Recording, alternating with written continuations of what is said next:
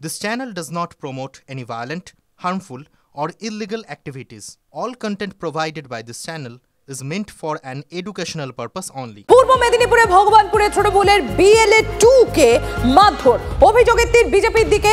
BLOর সঙ্গে SIR form বিলি করতে বেরিয়েছিলেন তৃণমূলের এই দুই BLA 2।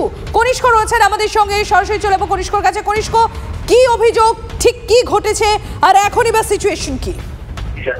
দেখো, তুমি জানো নির্বাচন কমিশনের পক্ষ থেকে যেভাবে SIR ফর্ম পূরণের জন্য জোর দেওয়া হচ্ছে বিএলওদেরকে, এবং সেই মর্মে কিন্তু যুদ্ধকালীন তৎপরতায় বিভিন্ন গ্রাম পঞ্চায়েত এলাকাগুলোতে কাজ চলছে।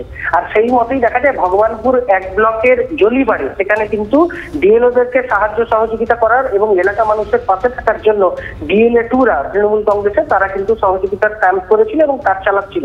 এবং অভিযোগ, সেই ক্যাম্পে ঢুকে বিজেপির কর্মী সমর্থক থেকে স্থানীয় পঞ্চায়েতের সদস্যরা তারা কিন্তু হামলা চালায় এবং দুজন BLA 2 তৃণমূল কংগ্রেসে তারা আহত হয়েছে এবং তাদেরকে মারধর করা হয় বলে অভিযোগ।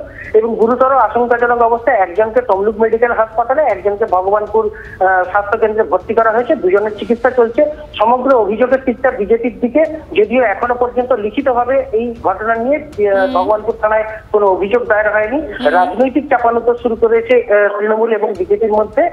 তৃণমূল কংগ্রেস অভিযোগ করছেন যে সমগ্র এলাকাটাতে সন্ত্রাস করার চেষ্টা করছেন বিজেপি, যদিও পাল্টা এই সমগ্র অভিযোগ নজর রাখো কনিষ্ক। আপাতত তোমাকে ধন্যবাদ।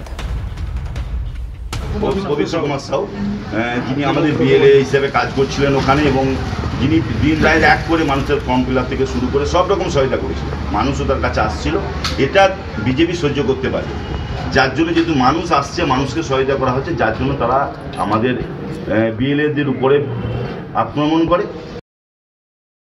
বাংলাদেশি অনুপ্রবেশকারী মুসলিমরা যারা এখানে অবৈধভাবে ভোটার তালিকায় ছিলেন তারাও মানে কেটে পড়ছেন, তারাও বুঝতে পেরেছেন, সেই চিত্র দেখা যাচ্ছে।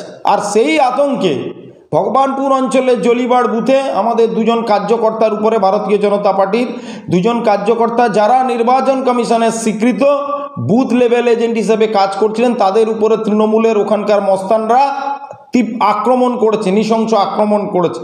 আমরা তীব্র ধিক্কার জানাচ্ছি, প্রতিবাদ জানাচ্ছি। নির্বাচন commission, local BLO, local BDO কেন অভিযোগ করেননি? এদের নিরাপত্তা কোথায়? রায়গঞ্জের দিকে নজর রাখবো। এবার রায়গঞ্জে অসুস্থ হয়ে পড়লেন BLO, ভর্তি হাসপাতালে। SIR অতিরিক্ত কাজের চাপ সামলাতে না পেরে অসুস্থ বলে দাবি পরিবারের। রূপক আমার সহকর্মী রয়েছেন আমাদের সঙ্গে। রূপক, পরিবারের তরফ থেকে তো দাবি করা হচ্ছে যে তিনি কাজের চাপ, মানে এই এনুমারেশন ফর্ম বিলির কাজের চাপ তিনি সামলাতে পারেননি বলে তিনি অসুস্থ হয়ে পড়েছেন। হাসপাতাল সূত্র মারফত কি জানা যাচ্ছে?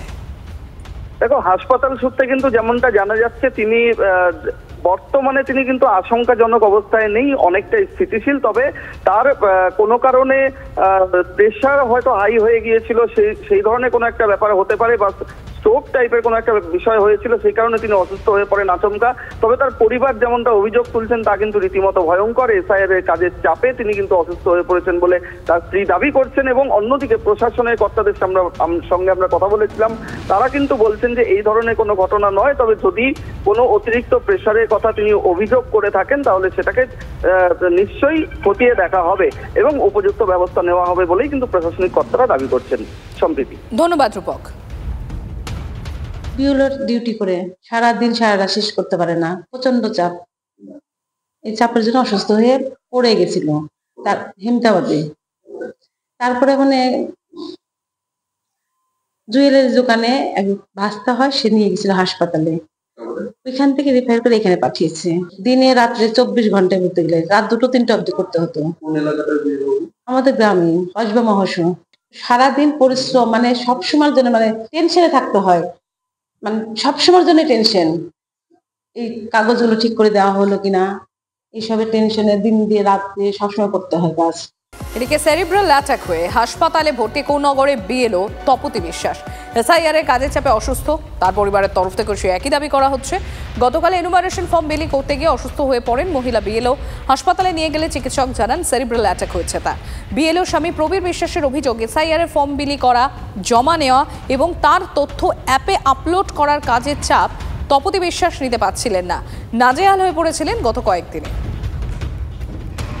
অনেকবার বলেছি যে ওরা অসুস্থ, প্রেসক্রিপশনও দেখিয়েছি ওখানে সুপারভাইজারদের, তখন বলার পরে বলছি যে না করতেই হবে, এগুলো আমাদের উপরে চাপ, না করলে অ্যারেস্ট হয়ে যাবে, নাহলে আপনার চাকরি চলে যাবে, পয়সা পাবে না, এইভাবে ভয় দেখিয়ে তখন বাধ্য হয়ে তখন করছে।